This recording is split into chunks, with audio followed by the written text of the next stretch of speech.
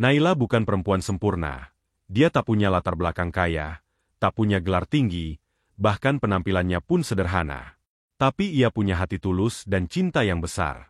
Maka saat Reza, seorang pria dari keluarga terpandang, melamarnya, Naila merasa dunia memberinya hadiah yang tak ternilai. Namun ternyata, kehidupan setelah pernikahan bukan seperti kisah dongeng. Hari pertama masuk rumah Reza, Naila sudah disambut dengan cibiran halus dari ibu mertuanya. "Rumah ini terlalu besar untuk orang dari kampung," ucap sang ibu sambil tersenyum tipis. Ipar perempuannya, Riri, bahkan lebih tajam lidahnya. Setiap hari Naila menjadi bahan lelucon, tentang bajunya yang murahan, masakannya yang terlalu kampungan, dan cara bicaranya yang dianggap tak berkelas. "Kalau kamu nggak bisa bikin Reza betah, jangan salahkan kami kalau dia cari yang lebih selevel," ujar Riri suatu malam, tanpa sedikit pun rasa bersalah. Reza awalnya membela, tapi hanya sementara. Lama-kelamaan, ia mulai ikut menjauh. Makin sibuk, makin jarang pulang.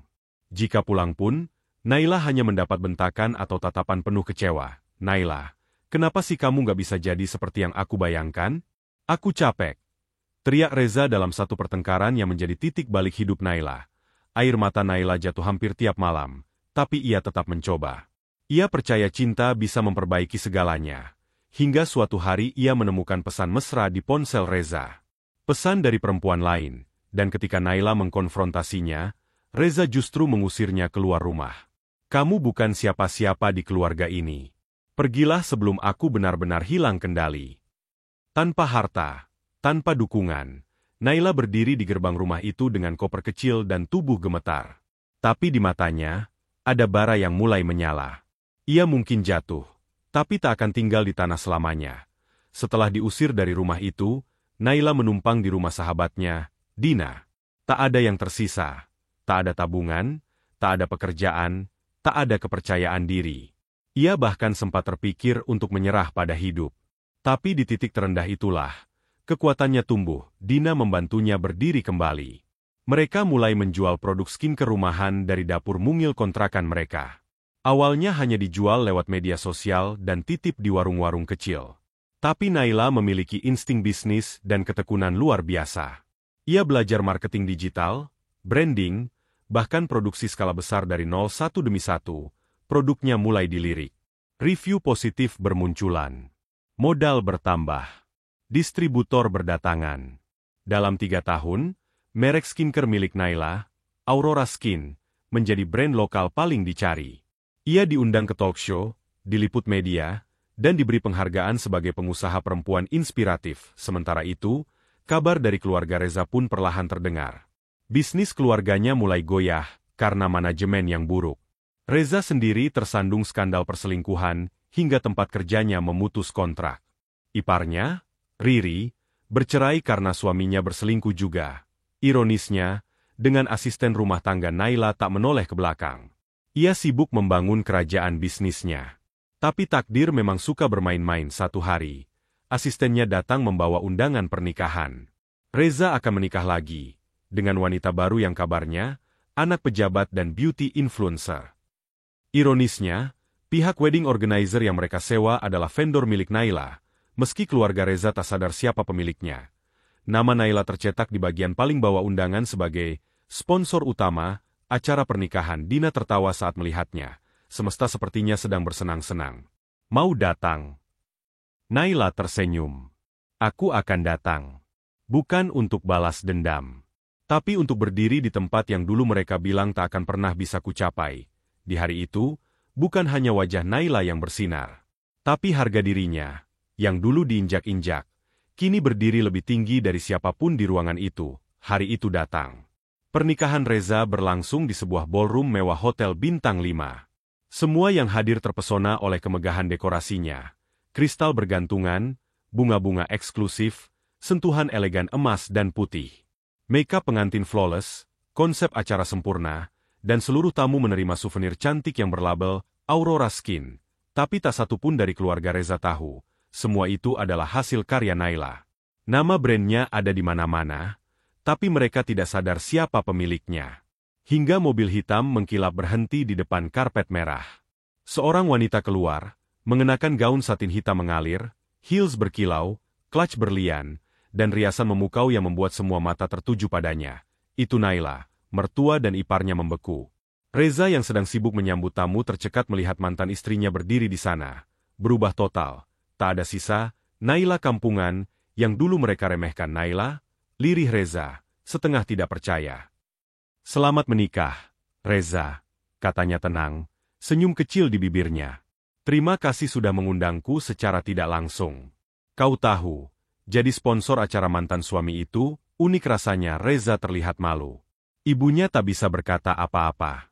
Riri hanya menatap Naila dari ujung ruangan dengan ekspresi kalah.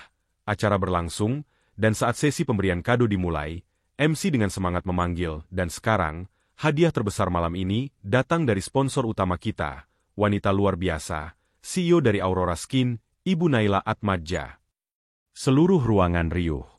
Kamera mengarah padanya. Beberapa tamu mulai saling berbisik. Raut wajah keluarga Reza menjadi pucat. Naila naik ke panggung, mikrofon di tangan. Ia memandang ke arah Reza dan istrinya, lalu tersenyum. Saya ingin memberikan satu hadiah istimewa. Bukan hanya untuk merayakan pernikahan ini, tapi juga sebagai pengingat bahwa hidup selalu memberi kita pelajaran, kadang dengan cara yang tak terduga. Di layar LED besar di belakang panggung, muncul foto sebuah apartemen mewah. Ini adalah apartemen yang awalnya saya siapkan sebagai hadiah pernikahan. Tapi saya sadar, beberapa hadiah tidak pantas diberikan ke orang yang tidak tahu cara menghargai. Maka, apartemen ini akan disumbangkan ke yayasan yang mendampingi perempuan korban KDRT, agar mereka punya tempat baru untuk memulai hidup, seperti saya dulu. Hening. Semua terdiam. Reza menunduk. Wajahnya merah menahan malu. Mertuanya terperangah. Beberapa tamu meneteskan air mata. Naila mengakhiri pidatonya dengan anggun. Kepada Reza, terima kasih karena telah meninggalkanku. Kalau tidak, aku tak akan pernah tahu betapa berharganya diriku. Ia turun panggung dengan kepala tegak. Sorotan kamera mengikuti langkahnya, bukan karena dramanya, tapi karena kemenangan sejatinya. Setelah memberikan pidato dan kado istimewanya, Naila turun dari panggung dengan langkah yang mantap. Ruangan masih sunyi, atmosfer berubah dari pesta mewah menjadi ruang perenungan. Para tamu mulai berbisik, menoleh ke arah Reza, yang kini tak lagi percaya diri berdiri di samping istri barunya. Wajah Reza memerah, matanya tak mampu menatap siapapun. Dia berusaha tersenyum saat fotografer mengarahkan kamera, tapi hasilnya kaku, palsu. Sang pengantin wanita, yang sebelumnya begitu bangga memamerkan cincin berlian dan gaun rancangan desainer, kini terlihat gelisah. Jelas tak menyangka bahwa wanita yang baru saja menyita perhatian seluruh ruangan adalah mantan istri dari pria yang baru saja ia nikahi. Sementara itu, Naila berjalan menyusuri lorong keluar ballroom, diiringi sorotan mata yang kini bukan merendahkan, tapi penuh kekaguman. Beberapa tamu bahkan mulai berdiri dan bertepuk tangan pelan. Bukan untuk pesta, tapi untuk perempuan yang berhasil membungkam luka masa lalu dengan elegansi dan kesuksesan. Dan saat ia tiba di pintu keluar, suara yang dulu sering membuat hatinya luka, kini terdengar lagi. Reza memanggilnya. Naila, tunggu. Naila menoleh pelan. Tatapannya tenang, tak ada amarah, tak ada dendam. Hanya ketegasan dari seseorang yang telah tumbuh jauh melampaui masa lalunya. Kenapa? Tanyanya singkat. Reza berjalan mendekat, wajahnya gugup. Aku nggak tahu harus bilang apa. Aku pikir kamu nggak akan pernah bisa bangkit. Aku juga dulu berpikir seperti itu, jawab Naila, datar namun penuh makna.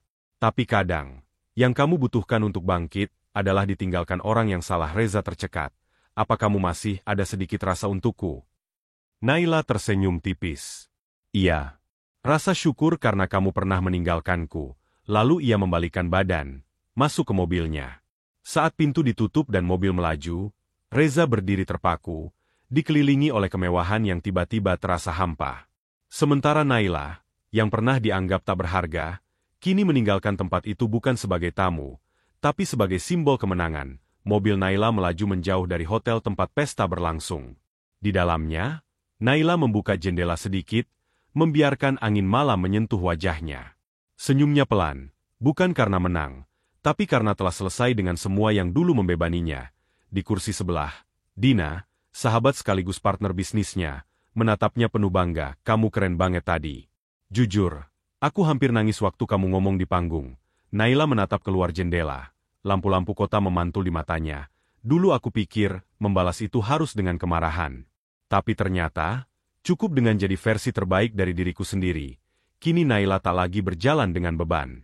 Ia telah menyulap luka menjadi kekuatan, hinaan menjadi motivasi, dan air mata menjadi bahan bakar keberhasilannya.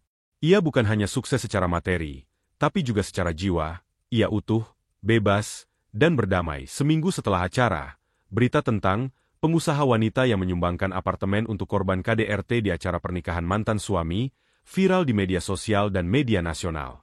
Banyak perempuan yang menulis pesan ke akun Instagram Aurora Skin, bercerita bagaimana mereka merasa terinspirasi dan ingin bangkit dari hubungan yang menyakitkan. Naila membaca satu persatu. Ia menangis, bukan karena sedih, tapi karena akhirnya tahu bahwa perjalanannya bukan hanya tentang dirinya. Ia menjadi lentera bagi banyak perempuan lain yang sedang berjuang keluar dari kegelapan. Dan di hari ulang tahunnya yang ke-35, Naila merayakannya bukan dengan pesta, tapi dengan meresmikan Rumah Aurora, sebuah tempat perlindungan untuk para perempuan korban kekerasan dalam rumah tangga. Rumah itu dibangun dari keuntungan bisnis yang dulu ia dirikan dari dapur mungil kontrakan bersama Dina. Dalam pidato peresmiannya, ia berkata, "Dulu, saya pernah kehilangan segalanya. Tapi hari ini, saya berdiri di sini bukan karena saya hebat. Saya berdiri di sini karena saya tidak berhenti percaya bahwa perempuan layak dihargai, dicintai, dan berdiri tegak meski pernah dijatuhkan. Rumah ini bukan hanya bangunan. Rumah ini adalah bukti bahwa luka bisa sembuh. Dan dari luka itu, lahir kekuatan." Tepuk tangan pun mengalun, mata banyak orang berkaca-kaca. Di antara kerumunan, tampak seorang gadis muda dengan wajah penuh harapan. Naila menatapnya, dan melihat dirinya sendiri bertahun-tahun lalu.